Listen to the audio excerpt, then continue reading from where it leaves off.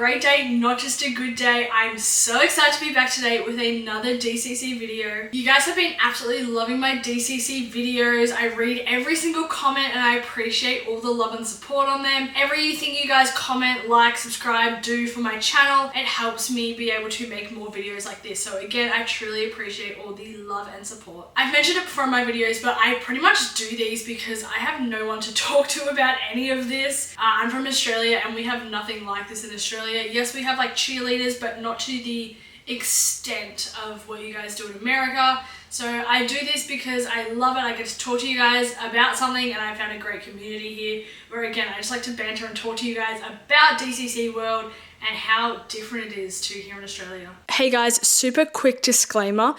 This video and another one that I'm doing as well, it's not audio issues. I just didn't have the microphone plugged in properly, which is obviously super fun. It was plugged into the wrong hole on my camera. I'm still getting used to these microphones. I was listening back and I was like, damn, it sounds really echoey in my house. Like I'm recording, but it's like there's a space. Anyway, the audio is totally fine. It just sounds, a little bit echoey. It's totally fine. But moving forward, I will rectify this. So please don't stress going forward. Again, I'm trying to make my videos as best as possible I can for you. So sorry in advance for this one and another one. I do have a few more videos about DCC in the works at the moment covering a range of topics, but do not forget that I have a request form in the description below. While you're down in the description, don't forget you can keep up with me in real time if you follow my TikTok and my Instagram. It is Charlotte Scott with an extra T on the end and an underscore. Let's be friends, send me a message. We can talk about all things DCC. I love to hear from you guys. I read absolutely everything you guys send me. Again, the request form in my description below. I do see some comments pop up here and there on my YouTube channels and they do get lost quite easily if you guys have a request there. So please don't forget to put it in the request form because then I can keep everything all together. All my requests are there. I'm not looking through all my past videos to find requests here and there. So I like to keep them all neat and tidy so I can look back at them and when I'm working on my next ideas, I can refer back and cover what you guys want me to do. Don't forget you can remain completely anonymous as well. Again, it's literally just me here. I don't share your information with anybody. I research all my own videos, I edit all my own videos, I film everything. Again, it's literally just me. If it is your first time here, welcome. Hi, my name is Charlotte Scott and I am from Australia. On my channel, I cover a range of things from deep dives, scammers, influencer drama, internet drama, and of course the entire world of DCC, the Dallas Cowboys Cheerleaders. I've been a fan for many years. I've been actually making the team for many years. And I'm just loving that these girls are getting so much more exposure with the new Netflix show, America's Sweethearts. A ton more DCC videos in the works as well, all thanks to the request form below. So if you guys don't want to miss another video from me, make sure you hit that subscribe button and click that bell notification as well so you'll be the first to see it when it comes out. And like always, I love to know what you guys are doing while watching my videos, so comment below. I've had some really funny ones lately. Someone literally just commented saying, I am eating yogurt. And I was like, I love that. People bleach their hair, people are brushing their dogs, people are watching me at work. Please do not get in trouble if you're watching me at work. People cleaning their houses, doing their makeup for a night out. Like, tell me the girls, like, tell me what you guys are doing. I love all of that. If you are a returning viewer, and I feel like I've been getting a lot of returning viewers at the moment, I am in a different place. I'm in my theater room in my house on my cool little swivel chair. I'm just mixing up locations, seeing what works. I've been having trouble with the lighting lately in my living room, in my lounge room, especially filming in the afternoons, the sunsets, and then I'm like trying to change the camera settings, and it just looks a bit off. But I'm filming this in the middle of the day, on my day off, so hopefully it's actually very overcast at the moment, but hopefully the lighting doesn't change, hopefully is everything okay, and, but the lighting's kind of weird because my legs look so pale white, like, again, it's winter in Australia, please don't forget that, I know it's summer in America and that's where most of my viewers are from. My legs usually are this pale and I feel like I can see it like in the screen over there and it looks, it looks like white as white can be. And I'm very self-conscious about them now. Anyway, really excited to have you guys here today and let's get stuck into it. We're going to be talking about the wild, the insane rules and guidelines that the DCC have to follow.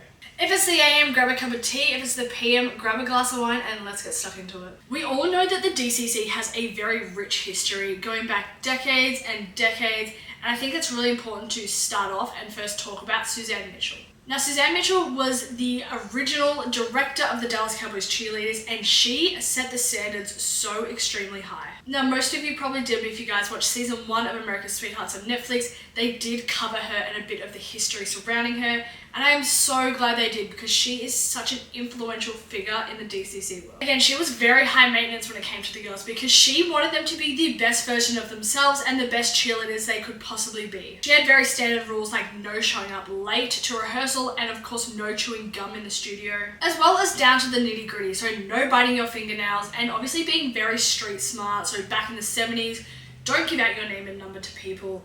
Don't tell people where you live. Don't give people your last name so they can look you up in the phone book. That's such a throwback, obviously, the phone book. And just overall being vigilant with members of the public, whether you're in or out of uniform. Talking about outside of the uniform, she told the girls they were not allowed to wear jeans or curlers in their hair in public, as it gave them a very messy look. She wanted them to be squeaky clean American sweethearts. Obviously things are very different these days. Girls are allowed to wear jeans out. They still look very professional when they do so, but it's so important to see how high the standards were set when Suzanne Mitchell was in power. She took her job very, very seriously to make sure the brand looked great in and out of the uniform and that these girls they were hiring were perfect for the role, so that they can uphold the brand of not only the cheerleaders but the Dallas Cowboys in general. Now onto the current day. Before the girls even make the team, these are the audition rules and regulations. Starting off, you have to be at least 18 years old by the time the preliminary auditions happen. Again, that's super standard. And in regards to rehearsals, there are 2 to 5 mandatory rehearsals per week before the season even begins. But if you are a rookie or a show group member, there are extra rehearsals put on during the weekends and in the evenings. It states in the audition brief that if candidates don't think they can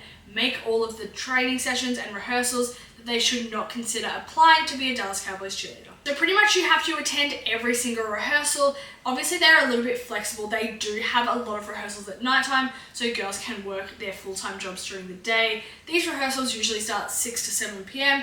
and can go into the evening from anywhere between 10 to 12 a.m. When you are rehearsing, you have to come in full hair and makeup just as you would be at an appearance or a game day. Speaking of hair and makeup, hair has to be down and curled just as if it was ready for game day. It cannot be tied up and out of your face, which I would find so annoying. You are literally working out, you're sweating, you can't tie your hair up or push your hair behind your ears. It has to look like you are game ready. And same with makeup. I absolutely hate working out in makeup. Like I probably wouldn't even wear mascara to the gym because I just feel like it feels so heavy, especially when you are trying to sweat.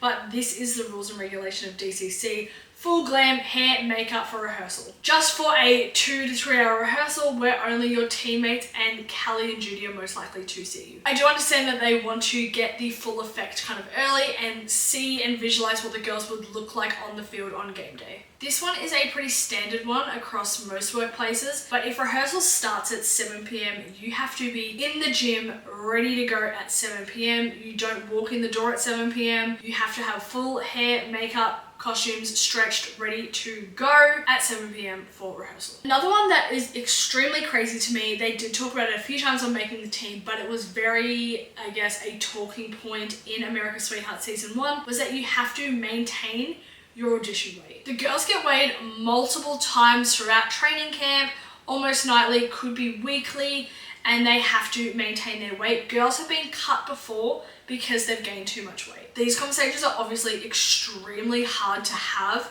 At the end of the day, they are performers and they do know that this is what they signed up for. But again, they're also human beings and they are women, and at the end of the day, women's bodies do change a lot, especially in your 20s. Like I literally couldn't imagine being fitted for the tiniest uniform ever at 18 years old and having to have that exact figure, that exact weight when I'm 25. Like, it's wild. When they do bring this up on DCC Making the Team, it is a very awkward conversation for Callie and Judy to have. One year specifically, it was season 8, episode 6 of Making the Team. They called in multiple veterans at the exact same time and said, you are not required to come to your cameo shoots on Monday as you guys are out of shape and we're going to use your pictures and cameos from last year. They also said that they would be put on hold from doing any appearances because again, they are out of shape and they're not at their slimmest weight. This resulted in veteran Chelsea Elizabeth speaking her mind to her teammates, to the camera crew, and it came off as very toxic behavior.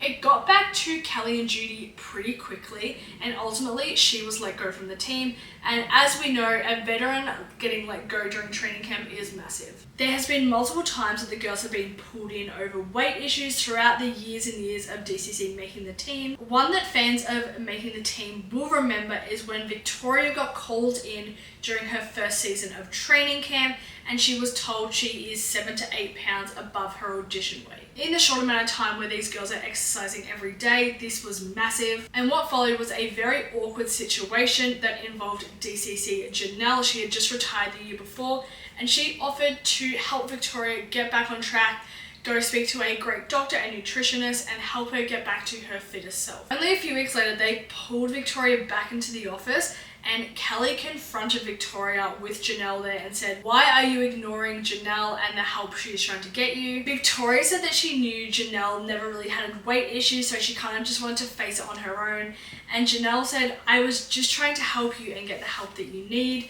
Kelly really didn't like this because she had set this up with Janelle, and she said that Victoria needs to take this very seriously and look at this as a job. Now back to makeup, girls are told they have to do a neutral and natural beauty look, and that includes a matte to very slightly shimmery eyeshadow, as well as very neutral tones on the lips and cheeks, and for false lashes, yes, they are allowed, but they can't be too heavy or clunky. When it comes to jewelry, the only jewelry that the girls are allowed to wear are their DCC pinky rings, or if they are engaged or married, they're allowed to wear their wedding/engagement ring. So no other rings, no necklaces, no bracelets, earrings, again, very neutral earrings as well. Next up is tattoos, and if they can be covered, they should be covered. The girls have to have no visible tattoos showing at all when in the uniform, or even when they're in their training attire, which rules me out completely because I have tattoos galore all over my legs, especially my knees, and I can't cover those up. I mean, there's no way I'd make it anyway because of my weight in general